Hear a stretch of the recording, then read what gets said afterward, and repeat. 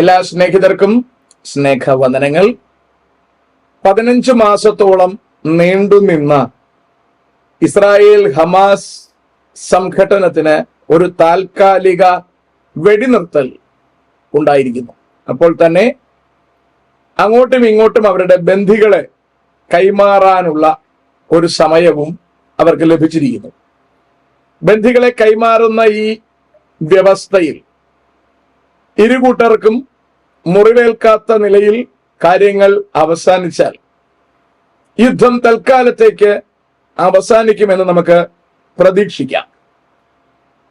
ഈ 15 മാസത്തോളം നീണ്ടുനിന്ന ഗംഭീര വെടിവെക്കലുകളിലും യുദ്ധത്തിലും വിജയം ആരുടെ പക്ഷത്തായി എന്നത് വളരെ ഗൗരവമായി പഠന വിഷയമാക്കേണ്ടുന്ന ഒരു കാര്യമാണ്. ഇസ്രായേലിനെ സംബന്ധിച്ചിടത്തോളം അവർക്കൊരു വലിയ പരാജയം തന്നെ സംഭവിച്ചിരിക്കുന്നു എന്നത് നമുക്ക് വിസ്മരിക്കാൻ കഴിയില്ല. ഇത് രണ്ടും രണ്ട് ആംഗിളിൽ നിന്ന് തന്നെ നോക്കണം. വിജയ പരാജയങ്ങൾ നമ്മൾ വിലയിരുത്തുമ്പോൾ എപ്പോഴും നമ്മൾ നോക്കേണ്ടത് അങ്ങനെയാണ്. ഇന്ത്യക്കാരായ അല്ലെങ്കിൽ കേരളീയരായ അല്ലെങ്കിൽ ക്രൈസ്തവനായ നമ്മുടെ ആംഗിളിൽ നിന്ന് നോക്കാതെ ഈ രണ്ടുപേരുടെയും ആംഗിളിൽ നിന്ന് നമ്മൾ നോക്കണം. ഇസ്രായേലിനെ സംബന്ധിച്ചിടത്തോളം നമ്മൾ അവരുടെ ആംഗിളിൽ നിന്ന് നോക്കിയാൽ അവർക്കുണ്ടായ പരാജയം എന്ന് പറയുന്നത് ഒരു വ്യക്തിയുടെ ജീവൻ പൊലിയുന്നത് അവർക്കൊരു വലിയ പരാജയമാണ്. അങ്ങനെയാണെങ്കിൽ ഒക്ടോബർ 7 ആക്രമണത്തിൽ തന്നെ നല്ലൊരു കൂട്ടം എണ്ണം 1000-ലധികം പേർ കൊല്ലപ്പെട്ടു എന്ന് നമുക്കറിയാം. ബന്ധികളാക്കപ്പെട്ടവർ ശാരീരികമായും മാനസികമായും അനുഭവിച്ച വ്യഥകൾ ഇസ്രായേൽ മുഖവിലക്കെടുക്കും. രാജ്യത്തിന്റെ യുദ്ധം എന്ന നിലയിൽ യുദ്ധം നടത്തുമ്പോൾ ഉണ്ടാകുന്ന വിജയം ഒരു വ്യക്തിക്കുണ്ടാകുന്ന വിഷമം അല്ലെങ്കിൽ ശാരീരിക പ്രയാസം അല്ലെങ്കിൽ ബന്ധനാവസ്ഥ വിഴുങ്ങിക്കളയും എന്നുള്ളതാണ് ഇസ്രായേലിന്റെ ഒരു പ്രത്യേകത. അങ്ങനെ വരുമ്പോൾ ഇസ്രായേലിന് ഒരുപാട് നഷ്ടങ്ങൾ ഈ വിഷയത്തിൽ ഉണ്ടായി എന്ന് നമ്മൾ തിരിച്ചറിയേണ്ടി വരും. ഹമാസിനെ സംബന്ധിച്ചിടത്തോളം 50,000-ഓളം പേരാണ് കൊല്ലപ്പെട്ടിരിക്കുന്നത്. മാത്രവുമല്ല, ഹമാസിന്റെ പ്രധാന നേതാക്കന്മാർ എല്ലാം കൊല്ലപ്പെട്ടു. ഇസ്മായിൽ ഖനിയ, യാഹിയ സിൻവാർ, മുഹമ്മദ് ദൈഫ് എന്ന് തുടങ്ങി ഒരു വലിയ നിര നേതാക്കന്മാർ കൊല്ലപ്പെട്ടു. ഇസ്രായേലിന്റെ ഭാഗത്തു നിന്ന് നോക്കുമ്പോൾ ആ മനുഷ്യക്കുല അവർക്ക് താല്പര്യമില്ലെങ്കിലും നിവർത്തികേട് കൊണ്ട് അവർ കൊല്ലുന്നതാണ് എന്ന വസ്തുത നമുക്ക് എല്ലാവർക്കും അറിയാം. പക്ഷെ ഹമാസിന്റെ ആംഗിളിൽ നിന്ന് നോക്കുമ്പോൾ അവരുടെ ശത്രുക്കളായ ഇസ്രായേലിനെ കൊല്ലാൻ ഇറങ്ങിത്തിരിക്കുന്ന വഴിയിൽ അവർ കൊല്ലപ്പെട്ടാൽ അതവർക്ക് ലാഭമാണ്. ഇത് ഫിലോസഫിയുടെ പ്രത്യേകതയാണ്. അതുപോലെ അവരുടെ പിള്ളേരെ പിടിച്ചുകൊണ്ടുവന്ന് അല്ലെങ്കിൽ അവരുടെ ഭാര്യമാരെ പിടിച്ചുകൊണ്ടുവന്ന് അവരുമായി ശാരീരിക ബന്ധത്തിൽ ഏർപ്പെടുന്നതും അവരുടെ നഗ്നത കാണുന്നതും പോലും ഇവർക്കൊരു അനുഗ്രഹമാണ്. കാരണം ഹമാസിന്റെ നേതാവായിരിക്കുന്ന മുഹമ്മദ് അങ്ങനെയുള്ള ആളായിരുന്നു. സ്വന്തം മകന്റെ ഭാര്യ വസ്ത്രം മാറുന്നത് നോക്കി നിന്നപ്പോൾ പുളകിതനായ മനുഷ്യനാണ് അയാൾ. അടുത്ത് ആ മകനെ കൊണ്ട് മൊഴി ചൊല്ലിച്ചിട്ട് ആ പെങ്കൊച്ചിനെ കൈക്കലാക്കി ആ കൊച്ചിന്റെ കൂടെ ശാരീരിക ബന്ധത്തിൽ ഏർപ്പെട്ട ഒരു പുണ്യാളനാണ് ഇവരുടെ നേതാവെന്ന് നമ്മൾ തിരിച്ചറിയണം. അവരെ സംബന്ധിച്ചിടത്തോളം ബന്ധികളാക്കി കൊണ്ടുപോകപ്പെട്ട പെൺകുട്ടികളെ ശാരീരികമായി ഉപദ്രവിക്കുന്നത് ഇവരുടെ ലാഭമായിട്ടാണ് അവർ കണക്കാക്കുന്നത്. നമ്മൾ തിരിച്ചറിയേണ്ടത് ഇസ്രായേൽ ബന്ദികളാക്കി കൊണ്ടുവന്നിരിക്കുന്ന സ്ത്രീകളടക്കം ഒരുപാട് പേരെ ബന്ദികളാക്കി കൊണ്ടുവന്നിട്ടുണ്ട്. അവർ ബന്ദികളാക്കി കൊണ്ടുവന്നിരിക്കുന്ന ആൾക്കാർ, ബന്ദികൾ എന്ന് പറയാനൊക്കില്ല, യുദ്ധ തടവുകാരായി കൊണ്ടുവന്നവർ. അവർ യുദ്ധ തടവുകളായി കൊണ്ടുവന്നവർ ഈ ഹമാസിന്റെ വീട്ടിൽ താമസിക്കുന്നതിനേക്കാളും സുരക്ഷിതരായും ആരോഗ്യവാന്മാരായിട്ടുമാണ് അവർ ഇസ്രായേലിന്റെ ജയിലുകളിൽ കഴിയുന്നത്. സമയത്തിന് ആഹാരം, കൃത്യം മരുന്ന്, കൃത്യം ചികിത്സ. നമുക്കറിയാം, സിൻവാർ കൊല്ലപ്പെട്ട് കഴിഞ്ഞപ്പോൾ അയാളുടെ വാർത്തകൾ പുറത്തു വന്നതാണ്. ഇസ്രായേൽ കാരാഗ്രഹത്തിൽ കിടന്ന കാലം അയാളുടെ മസ്തിഷ്കാർബുദം ചികിത്സിച്ച് ഭേദമാക്കിയത് ഇസ്രായേൽ ഡോക്ടേഴ്സാണ്. അത്രയും ചെയ്യേണ്ട കാര്യം അവർക്കുണ്ടായിരുന്നില്ല. ആ തലച്ചോറ് വെച്ച് അവൻ ഇസ്രായേലിൽ 1000 ചില്ലുവാനും ജനത്തെ കൊല്ലുവാനും സ്ത്രീകളെ ബന്ദികളാക്കി കൊണ്ടുപോയി പീഡിപ്പിക്കുവാനും അവന്റെ തലച്ചോറ് ഉപയോഗിച്ചു എന്ന് പറഞ്ഞാൽ അവന്റെ തലച്ചോർ സാധാ മാനുഷികം എന്ന് പോലും നമുക്ക് പറയാനൊക്കില്ല. അത്ര പൈശാചികമാണ് ആ തലച്ചോറ്. പിന്നെ ഇസ്രായേൽ വെടിവെച്ച് ചിതറിച്ചു കളഞ്ഞു. പക്ഷെ ഇത് ഇസ്രായേൽ അന്ന് കാരാഗ്രഹത്തിൽ വെച്ച് ചെയ്യേണ്ടതായിരുന്നു. അല്ലെങ്കിൽ ക്യാൻസറിന്റെ അണുക്കൾക്ക് സിൻവാറിന്റെ തലച്ചോറ് അന്ന് തിന്നാൻ കൊടുക്കണമായിരുന്നു. പക്ഷെ ഇസ്രായേൽ മനുഷ്യനോട് കാണിക്കുന്ന പരിഗണന, ഇസ്രായേൽ മനുഷ്യ ജീവനോട് കാണിക്കുന്ന കരുതൽ വലുതാണ്. കാരണം ദൈവമാണ് മനുഷ്യന്റെ സൃഷ്ടാവ് എന്ന ബോധ്യം ഇസ്രായേലിന് നല്ലവണ്ണമുണ്ട്. അത് ശത്രുവാണെങ്കിൽ പോലും അവനെ കരുതാനും സ്നേഹിക്കാനും ഒക്കെ ഇസ്രായേൽ ഒരറ്റം വരെ ശ്രമിക്കുന്നുണ്ട് എന്നുള്ളത് ശ്രദ്ധേയമായ കാര്യമാണ്. നമുക്കറിയാം, തീരെ മെനക്കേടുള്ളവനെ മാത്രം കണ്ടെത്തിക്കൊല്ലുന്ന കാര്യമാണ് അവന്റെ ടെക്നോളജിയുടെ പ്രത്യേകത എന്ന് പറയുന്നത്. എന്നാൽ മറുകക്ഷി ചെയ്യുന്നത് അതല്ല. ഹമാസിന്റെ ആൾക്കാർക്ക് ഇതേ ചെയ്യാൻ കഴിയും. ഹമാസിനുണ്ടായ നഷ്ടം നമ്മൾ മര്യാദയ്ക്ക് നോക്കിയാൽ അവന്റെ നേതാക്കന്മാരെല്ലാം കൊല്ലപ്പെട്ടു, അവരുടെ ഒളിസങ്കേതങ്ങളെല്ലാം നശിപ്പിച്ചു, തുരങ്കങ്ങൾ മുഴുവൻ നശിപ്പിച്ചു, രാജ്യത്തിന്റെ മുഴുവൻ നിയന്ത്രണം ഇസ്രായേലിന്റെ കയ്യിൽ കൊണ്ടുവന്നു, ലെബനനെ നശിപ്പിച്ചു, ആ രാജ്യം തിരിച്ചു പിടിച്ചു, സിറിയയെ നശിപ്പിച്ചു, ഇറാനെ നശിപ്പിച്ചു, യോർദാനെ വറുതിയിൽ കൊണ്ടുവന്നു. ഇപ്പോഴിതാ ഖത്തറിന്റെ കാര്യത്തിൽ ബുദ്ധിമുട്ടാവുകയാണ്. ഖത്തറാണ് ഹമാസിനെ സപ്പോർട്ട് ചെയ്യുന്നതെന്നും ആയുധങ്ങൾ വരുത്തി കൊടുക്കുന്നത് എന്നും കഴിഞ്ഞ ദിവസം തെളിഞ്ഞിരിക്കുന്നു. ട്രംപ് നാളെ വരുന്നതോടുകൂടി ഖത്തറിന്റെ കാര്യത്തിൽ ഒരു പരുങ്ങലുണ്ടാകും. ഇസ്രായേലിനെതിരെ ഞങ്ങളല്ല പ്രവർത്തിച്ചത് എന്ന് ഈജിപ്റ്റ് മുമ്പിലേക്ക് വന്ന് പറയുന്ന ഒരു സാഹചര്യം ഉണ്ടാകുന്നു. ചുരുക്കി പറഞ്ഞാൽ മധ്യ ഏഷ്യയുടെ ഭൂപടത്തിന് തന്നെ വ്യത്യാസം വരുമെന്ന് ബെഞ്ചമിൻ നെതന്യാഹു പറഞ്ഞത് അതുപോലെ സംഭവിക്കുന്ന ഒരു ഘട്ടത്തിലേക്ക് നമ്മൾ എത്തുകയാണ്. എന്നിരുന്നാൽ പോലും ഇസ്രായേലിന് നഷ്ടമാണ് എന്നെടുത്തു പറയാൻ കാരണം ഇസ്രായേലിന് ഇപ്പോൾ ലഭിക്കേണ്ടത് 33 ബന്ദികളെയാണ്. ഈ 33 ബന്ദികളെ വിട്ടുകിട്ടാൻ ഇസ്രായേൽ വിട്ടുകൊടുക്കുന്നത് 1000-ലധികം തടവുകാരെയാണ്.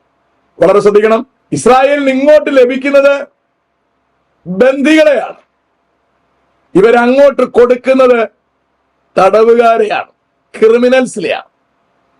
ഈ ക്രിമിനൽസിൽ വളരെ പ്രധാനപ്പെട്ട പ്രശ്നക്കാരായ വ്യക്തികളുണ്ട്.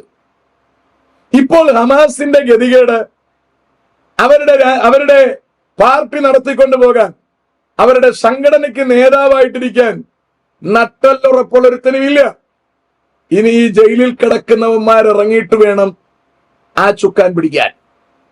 അപ്പൊ നമ്മൾ ഓർക്കേണ്ടത്, ബന്ദികളെ വിട്ടുകിട്ടാൻ വേണ്ടി ഈ ക്രിമിനൽസിനെ വിട്ടുകൊടുത്ത് ഈ ക്രിമിനൽസ് അവിടെ ചെന്ന പാർട്ടിയുടെ നേതാക്കന്മാരായി ഇവരെ പിന്നെയും തിരിച്ചടിക്കുന്ന ഒരു കാലം വരും. ഇതൊരു പ്രതിസന്ധിയാണ്. പക്ഷേ ഒരു ബന്ധിക്ക് വേണ്ടി, ഒറ്റ പട്ടാളക്കാരന് വേണ്ടി 1020ഓളം പേരെ വിട്ടുകൊടുത്ത ചരിത്രമാണ് ഇസ്രായേലിനുള്ളത്. യുദ്ധം ചെയ്തു വിജയിക്കാൻ അവർ തയ്യാറാണ്. പക്ഷെ ബന്ധികളെ വിട്ടുകിട്ടുന്നത് വരെ അവരെന്ത് കോംപ്രമൈസിനും തയ്യാറാകും. ഇവിടെ നമ്മൾ ശ്രദ്ധിക്കേണ്ടുന്ന പ്രധാനപ്പെട്ട ഒരു കാര്യം, ഒരിക്കലും ഒരായുധം കൊണ്ട് ഇസ്രായേലിനെ തോൽപ്പിക്കാനാവില്ല. ഇസ്രായേലിനെ തോൽപ്പിക്കാൻ കഴിയുന്ന ഏക ആയുധം മനുഷ്യ കവചമാണ്. എന്ന് പറഞ്ഞാൽ ഹ്യൂമൻ ഷീൽഡ് എന്നൊക്കെ വാർത്തക്കാർ പറയുന്നത് അതാണ്. അപ്പോൾ ഇസ്രായേലിന്റെ ബന്ദികളെ കയ്യിൽ വെച്ചുകൊണ്ട് വിലപേശൽ നടത്തിയാൽ ഇസ്രായേൽ ഒരു പരിധി വരെ അതിന് കീഴടങ്ങാനുള്ള സാധ്യതയുണ്ട്. അല്ലാതെ ഏത് ബോംബിംഗ് ചെയ്താലും അവന്റെ അയൺ ഡോം അതിനെ വിഴുങ്ങും. എവിടെ ചെന്നൊളിച്ചിരുന്നാലും ഇസ്രായേൽ അത് കണ്ടുപിടിക്കും. അപ്പോ ഇപ്പോഴത്തെ ഒരു സാഹചര്യത്തിൽ ഇസ്രായേലിന് ക്രിമിനലുകളെ വിട്ടുകൊടുക്കേണ്ടി വരുന്നത് അവര് നോക്കുമ്പം പരാജയപ്പെട്ടതല്ല കേട്ടോ. അവരുടെ വിഷയം ക്രിമിനലുകൾ പോകുന്നതല്ല, അവരുടെ ബന്ധികൾ മടങ്ങി ലഭിക്കുന്നതാണ്. ഇസ്രായേലിന്റെ ഒരു വല്ലാത്ത തലച്ചോറാണ്. അവരുടെ ആവശ്യം ബന്ധികളെ കിട്ടുക എന്നുള്ളതാണ്. ക്രിമിനൽസിനെ നാളെ യുദ്ധക്കളത്തിൽ കണ്ടോളാം എന്നത് തന്നെയാണ് ഇസ്രായേലിന്റെ പ്രതീക്ഷ. അതുകൊണ്ട് ഇന്ന് ഇറങ്ങിപ്പോകുന്ന ഈ ദിവസങ്ങളിൽ 45 ദിവസത്തെ ഈ വെടിനിർത്തൽ കാലഘട്ടത്തിൽ ഇറങ്ങിപ്പോകുന്ന എല്ലാ ക്രിമിനൽസിനെയും യുദ്ധക്കളത്തിൽ വെച്ചൊരു ദിവസം ഇസ്രായേൽ നേരിടുമെന്നതിന് സംശയം വേണ്ട. അത്തരത്തിൽ ഈ ക്രിമിനലുകളെ ദൈഫിനെയും ഇസ്മായിൽ ഖനിയെയും യാഹ്യാസിന്മാറിനെയും ഒക്കെ നിർമൂല്യമാക്കിയതുപോലെ ഇവർക്ക് നിർമൂലമാക്കാൻ കഴിയും. അപ്പോൾ ഇനിയും ഇതിൽ വേറെ തമാശയുണ്ട്. എന്ന് പറഞ്ഞാൽ ഇസ്രായേലി തീവ്രവാദികളെ കൊന്നുകളഞ്ഞു എന്നത് വിജയമായി കൊണ്ടാടുമ്പോൾ മുഹമ്മദീയരായ ഹമാസുകാർ യാഹ്യാസിന്മാരും ഇസ്മായിൽ ഖനിയയും മുഹമ്മദ് ദൈഫും ഒക്കെ ചെന്നത് ഹൂറികളുടെ അടുക്കലേക്കാണെന്നുള്ള തെറ്റിദ്ധാരണയിൽ ഇരിക്കുകയാണ്. ഞാൻ പറഞ്ഞതിന്റെ അർത്ഥം മനസ്സിലാകുന്നു എന്ന് പ്രത്യാശിക്കുകയാണ്. ഇവർ ഹൂറികളുടെ അടുക്കലേക്ക് ചെന്നിരിക്കുന്നു എന്നും ഇവരവിടെ വലിയ സൗഭാഗ്യം അനുഭവിക്കുകയാണ് എന്നും അവിടേക്കാണ് ബാക്കിയുള്ളവർ ചെല്ലുവാനുള്ളത് എന്നും ആവേശത്തോടെ കാത്തുകൊണ്ടിരിക്കുന്ന ഈ വൃത്തികെട്ട തലച്ചോറുള്ള ഈ ജനത്തിന് ബോധമുദിക്കുമെന്ന് നമ്മൾ പ്രതീക്ഷിക്കുന്നതിൽ അർത്ഥമില്ലെന്നാണ് ഞാൻ മനസ്സിലാക്കുന്നത്. അപ്പോൾ ഞാൻ പറഞ്ഞതിന്റെ അർത്ഥം ഒരു പരിധിവരെ മനസ്സിലായി കാണുമെന്ന് കരുതുകയാണ്. അപ്പോൾ ഇസ്രായേലിന്റെ വിജയം തന്നെയായിരിക്കുമ്പോഴും ഹമാസ് ഒരിക്കലും പരാജയപ്പെട്ടിട്ടില്ല എന്ന് പറയാൻ കാരണം അവരുടെ വിശ്വാസം ഈ കൊല്ലപ്പെട്ട എല്ലാവരും അവിടെ ചെന്ന് കൂറികളോടൊത്ത് അല്ലെങ്കിൽ പെൺപിള്ളേരോടൊത്ത് ലൈംഗിക ബന്ധം ചെയ്യുന്നു എന്നുള്ളതാണ്. ഈ തലയ്ക്ക് സുഖമില്ലാത്ത മാനസിക രോഗം ബാധിച്ച ഫിലോസഫി ബാധിച്ചിരിക്കുന്ന ഈ ജനത്തിന് നമുക്ക് നേരെയാക്കാൻ എപ്പോ കഴിയുമെന്ന് എനിക്കറിയില്ല. ഈ ജനത്തിന്റെ ബോധം അത്രയ്ക്ക് ക്ഷയിച്ചിരിക്കുകയാണ്. ഞാൻ പണ്ടൊരു വീഡിയോ പറഞ്ഞിട്ടുണ്ട്. ശ്രീലങ്കയിൽ നിന്ന് തീവ്രവാദത്താൽ പിടിക്കപ്പെട്ട അല്ലെങ്കിൽ കൊല്ലപ്പെട്ട അവരുടെ ബോഡി പോസ്റ്റ്മോർട്ടത്തിന് എടുക്കുമ്പോൾ ലിംഗത്തിൽ ഇരുമ്പുറ ഇട്ടിരുന്ന ഇസ്ലാമികളെയാണ് കണ്ടത്. എന്ന് പറഞ്ഞാൽ സ്വർഗത്തിൽ ചെല്ലുമ്പോൾ ഹൂറികളോടൊത്ത് ജീവിക്കാൻ ലിംഗം ആവശ്യമുണ്ടെന്ന് വിശ്വസിക്കുന്ന ജാതികൾ. ഇതാണ് മുഹമ്മദ് ഈ ജനത്തിന് കൊടുത്ത ഒരു പ്രത്യേക പൈശാചിക തത്വശാസ്ത്രം.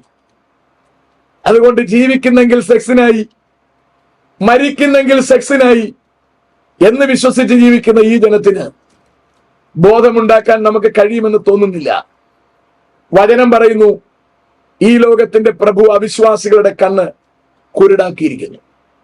അത്തരത്തിൽ കുരുടായി അതപ്പതിച്ചു പോയ ഈ തലമുറ ശരിയാകുമെന്ന് എനിക്കറിയില്ല. ഏതായാലും താമസമിന വലിയൊരു യുദ്ധത്തിനായി ഇസ്രായേൽ ഒരുങ്ങട്ടെ. ഈ വിട്ടുകൊടുക്കുന്ന യുദ്ധ കുറ്റവാളികൾ എല്ലാവരും താമസിയാതെ മഹാ ക്രിമിനൽസായി, തീവ്രവാദികളായി തോക്കുമേന്തി ഇസ്രായേലിന് നേരെ നാളെ നിൽക്കുമെന്നതിന് സംശയം വേണ്ട. ഏതായാലും ബൈബിൾ പ്രവചനങ്ങൾ അനുസരിച്ച് ഇസ്രായേൽ ഒറ്റപ്പെടുന്ന ഒരു ഘട്ടത്തിലേക്ക് കാര്യങ്ങൾ പോവുകയാണ്. അങ്ങനെ ഒരു ഘട്ടത്തിലേക്ക് കാര്യങ്ങൾ പോകും. ഇപ്പോൾ വാസ്തവത്തിൽ ഇസ്രായേൽ നിർഭയം വസിക്കുന്ന ഒരു സെറ്റപ്പാണ്. എഹെസ്കേൽ പ്രവചനം 38-ാം അധ്യായത്തിൽ പറയുന്നു, ജാതികളുടെ നടുവിൽ നിന്ന് വന്ന് ഇസ്രായേൽ നിർഭയം വസിക്കുന്ന ഒരു കാലം വരും. ഇപ്പോ ഓൾമോസ്റ്റ് അത്തരത്തിലൊരു കാലമാണ്. നാളെ അമേരിക്കയുടെ പ്രസിഡന്റായി ട്രംപ് കൂടി വരുന്നതോടുകൂടി ഇസ്രായേൽ ശരിക്കും സുരക്ഷിതമായ ഒരു മോഡിലേക്ക് പോകുമെങ്കിലും താമസമിന അവൻ ഈ യുദ്ധക്കളത്തിൽ ഉപദ്രവിക്കപ്പെടുമെന്നതിന് സംശയം വേണ്ട. ലോകാരംഭം മുതൽ ഇന്ന് വരെ സംഭവിച്ചിട്ടില്ലാത്തതും ഇനിമേൽ സംഭവിക്കാത്തതുമായ ഒരു ജാതി ഉണ്ടായത് മുതൽ ഇതുവരെ സംഭവിച്ചിട്ടില്ലാത്തതും ഇനിമേൽ സംഭവിക്കാത്തതുമായ ഒരു വലിയ പ്രതിസന്ധിയിലേക്ക് ഇസ്രായേൽ പോകേണ്ടി വരും എന്നതിന് സംശയം വേണ്ട. ഇസ്രായേൽ അത്തരത്തിലൊരു കഷ്ടതയിലേക്ക് പോകുന്നതിന് മുമ്പ് കർത്താവായ യേശു തനിക്കായി കാത്തിരിക്കുന്ന ജനത്തെ ചേർക്കുവാൻ ഈ ഭൂമിയിലേക്ക് ഇറങ്ങി വരും. ആ കർത്താവിന്റെ വരവിൽ എടുത്തുകൊള്ളപ്പെടാൻ പാകത്തിന് യേശുക്രിസ്തുവിനെ രക്ഷകനായ ഹൃദയം കൊണ്ട് സ്വീകരിച്ച് വായ് കൊണ്ട് ഏറ്റുപറഞ്ഞ് കർത്താവിനോട് ചേരുവാൻ സ്നാനമേറ്റ് വിശുദ്ധ ജീവിതം നയിച്ച് നമുക്ക് നിത്യതയ്ക്കൊരുങ്ങാം. നമ്മുടെ കർത്താവ് എത്രയും വേഗം വരാറായി. അതുകൊണ്ട് നിത്യതയ്ക്കായി നമുക്ക് തയ്യാറാകാം. ദൈവം നമ്മെല്ലാവരെയും അനുഗ്രഹിക്കുമാറാകട്ടെ. യുദ്ധക്കെടുതികളും യുദ്ധത്തിന്റെ പുരോഗമനങ്ങളും വചനത്തിലൂടെ നോക്കി ദീർഘനാളുകൾക്ക് മുമ്പ് എഴുതി വച്ചിരിക്കുന്ന പ്രവചനങ്ങളുടെ പൂർത്തീകരണങ്ങൾ കണ്ടു തിരിച്ചറിഞ്ഞ് തലകളെ ഉയർത്തി യാത്രയ്ക്കൊരുങ്ങാം. May God bless everybody.